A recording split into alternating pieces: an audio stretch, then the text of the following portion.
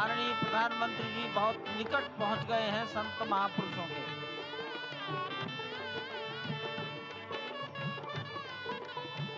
संकल्प है देव से देश और राम से राष्ट्र का निर्माण, संगीत यानी कि राष्ट्रीय चेतना में जो राम विराजे हैं वो राष्ट्रीय जनमानस में राम के गुणों का अवतार हो। मानस में जो राम हैं उनके गुणों का भारत के जनमानस में अंगीकार हो। निश्चित तौर से राष्ट्र निर्माण के 1000 वर्षों का जो स्वप्न प्रधानमंत्री नरेंद्र मोदी ने दिखाया है वह निश्चित तौर से पूरी दुनिया के सामने भारत भारतीयता को नए रूप में व्याख्यायित करता है, सनातन संस्कृति को नए स्वरूप में व्याख्यायित करता है।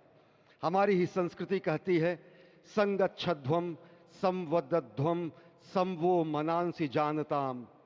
हमारी ही संस्कृति कहती है सहना भवतु सहनौ भुनक्तु। हमारी ही संस्कृति कहती है कि हम विश्व बंधुत्व के लिए अपना सर्वस्व न्यौछावर करें, राष्ट्र निर्माण में अपना सर्वस्व अंशदान करें। प्रधानमंत्री मोदी के उद्बोधन में राष्ट्रीय समरसता का संदेश पूरे विश्व में व्यापक होता हुआ भगवान श्री राम की धरा से बहुत ही आनंद का विश्व विषय की है। समरसता, विश्व की कल्याण और शांति की स्थापना का संदेश एक बार फिर से गुंजायमान होता हुआ कुछ तो है, कुछ तो खास है इस राष्ट्र में जो परब्रह्म परमात्मा को अपनी गोद में आकर्षित कर लेता है। कुछ तो खास है इस अयोध्या धाम में जो निर्गुण निराकार परब्रह्म को सगुण साकार बना देता है। कुछ तो खास है इस राष्ट्र की धूल में, इस राष्ट्र के अन्न में जो मां कौशल्या के गर्भ में उस राम को उत्पन्न कर देता है पुत्र के रूप में, और उनकी गोद में पुत्र के रूप में परब्रह्म को खेलने पर विवश कर देता है। कुछ तो खास है इस राष्ट्र में जो भक्तों की भावना के अनुरूप अनंत अनंत रूप में भगवान अपने भक्तों को दर्शन देते हैं।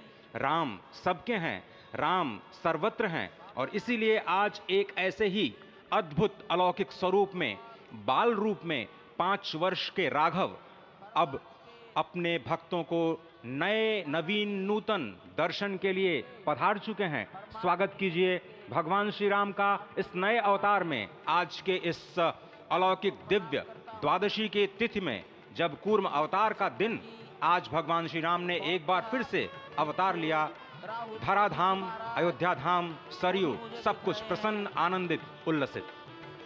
और अभिवादन स्वीकार कर रहे हैं प्रधानमंत्री नरेंद्र मोदी। यहाँ पर पहुंचे हुए संत समाज का, आम जन का, जनता जनार्दन का, विशिष्ट अतिथियों का। आज अयोध्या धाम में भगवान श्री राम के मंदिर में प्राण प्रतिष्ठा कार्यक्रम इस मायने में भी विलक्षण है क्योंकि समूची भारत की सारी परंपरा, सभी धर्म, संप्रदाय, मत, पंथ, सबका यहाँ पर सम्मिलन हुआ है। एक यहाँ पर ऐसा समागम हुआ है जो सनातन संस्कृति के शाश्वत स्वरूप को स्थापित करता है।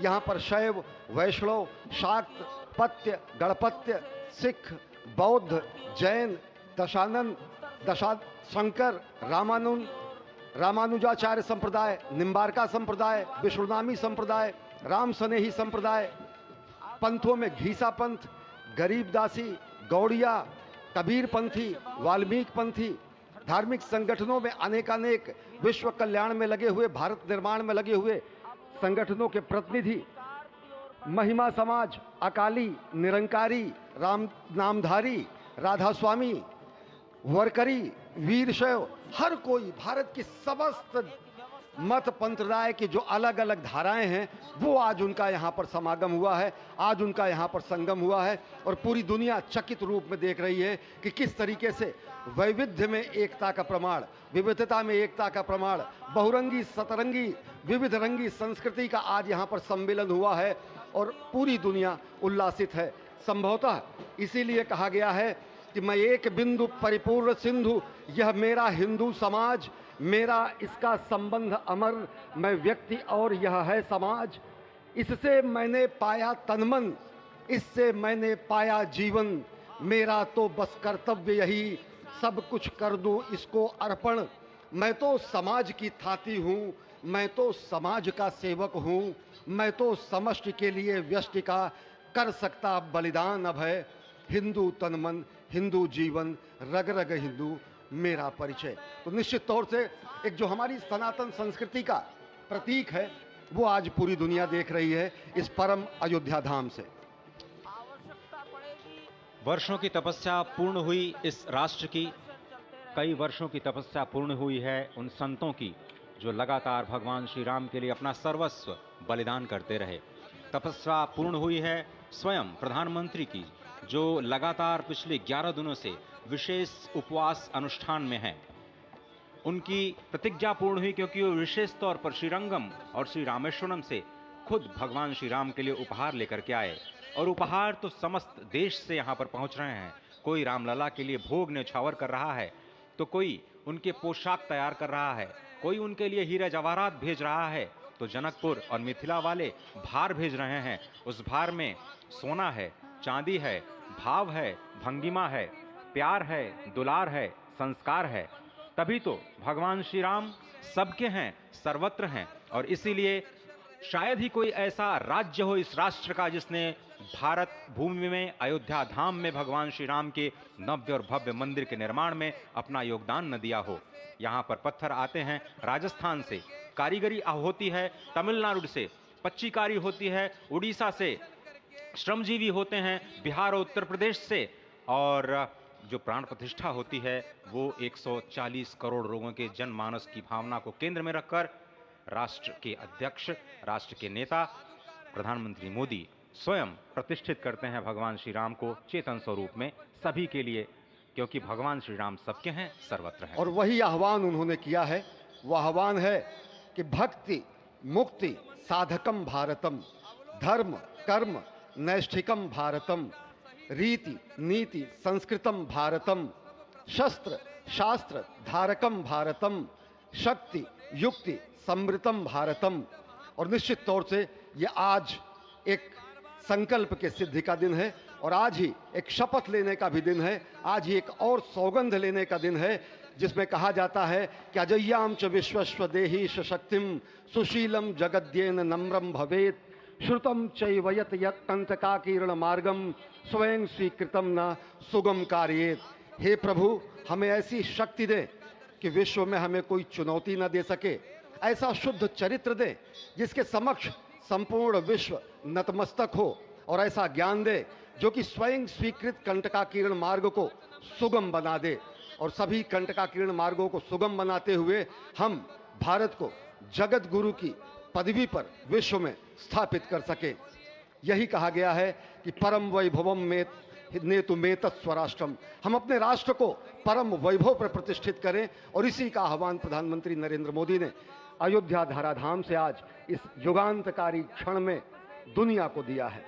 और इस वक्त आप देखिए संतों के लिए दरवाजे खुल चुके हैं भगवान श्री राम के, मर्यादा पुरुषोत्तम श्री राम के प्राण प्रतिष्ठा के तुरंत बाद संत जन चल चुके हैं प्रभु श्री राम के उस अलौकिक और दिव्य छवि का दर्शन करने के लिए जो बाल रूप में एक बार फिर से पूरी दुनिया को मोहित कर रही है, आकर्षित कर रही है। क्यों न हो, अयोध्याम च परब्रह्म सरयुः सगुणप्पमान तन्निवासी जगन्नाथ सत्यम सत्यम वदाम्यहम।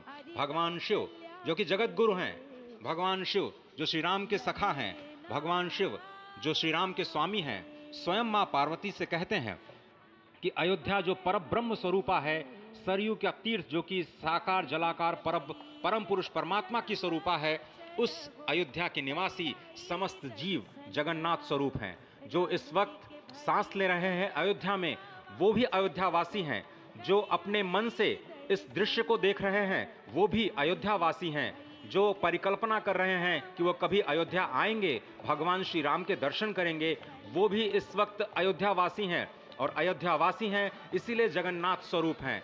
और उन सभी जगन्नाथ स्वरूप परब्रह्म परमात्मा के प्रेमी संतों के चरणों में, चरणार बिंदों में बारंबार प्रणाम करते हुए बार बार वही धुन निकलती है कि भगवान श्री राम सबके हैं, लेकिन वो संतों के मन में रमते हैं, इसीलिए तो वो राम कहलाते हैं। और इस वक्त आप देख रहे हैं संतों का हुजूम, 8000 से ज्यादा विशिष्ट अतिथियों में संतों को सर्वोच्च प्राथमिकता दी गई।